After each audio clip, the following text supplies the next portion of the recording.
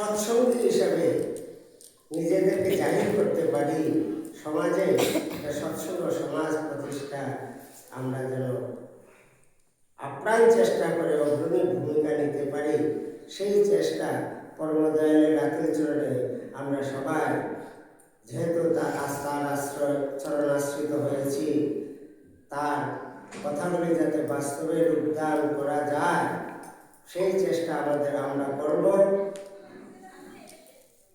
কারণ আমরা প্রতিজ্ঞাবদ্ধ, দীক্ষাকালীন আমরা প্রতিজ্ঞা করেছি, শপথ বাক্য পাঠ করেছি, আজ থেকে শ্রী শ্রী ঠাকুর অনুকূল চন্দ্রকে প্রতিষ্ঠা করাই আমার জীবনের যোগ্য হোক। প্রতি বাধা বিঘ্ন আমার জীবনকে রুদ্ধ ও অবসন্ন না করে এই প্রতিজ্ঞাটা যাতে আমরা বাস্তবায়িত করতে পারি, রাখতে পারি, যেহেতু প্রতিজ্ঞাবদ্ধ আমরা, কাজে সৎসঙ্গ বর্তমান যুগের ভগবান শ্রী শ্রী ঠাকুর অনুকূল চন্দ্র একটা নির্দ্বিধায় বলা যায়, ইতিহাস ঘাটলে সেটাই প্রমাণিত হয় বর্তমান যুগ পুরুষোত্তম শ্রী শ্রী ঠাকুর অনুকূল চন্দ্র। কারণ কিছুদিন পূর্বে ঠাকুর যখন এই ধরার বুকে অবতীর্ণ হয়েছে, তার 2 বছর আগে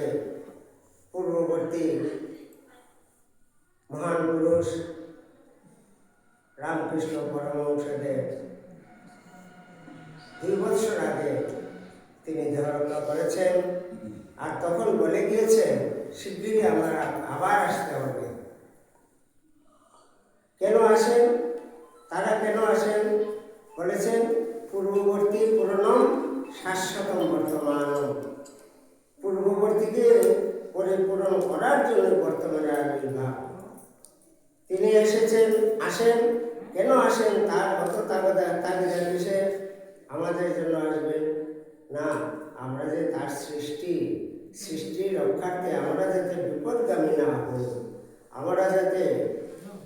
মানুষের চলার সংবিধান অনুযায়ী আমরা চলতে পারি, সেই সংবিধানগুলো নিয়ে আসে আমাদের মধ্যে বিয়ে যায়, আমরা সেই সংবিধান মতো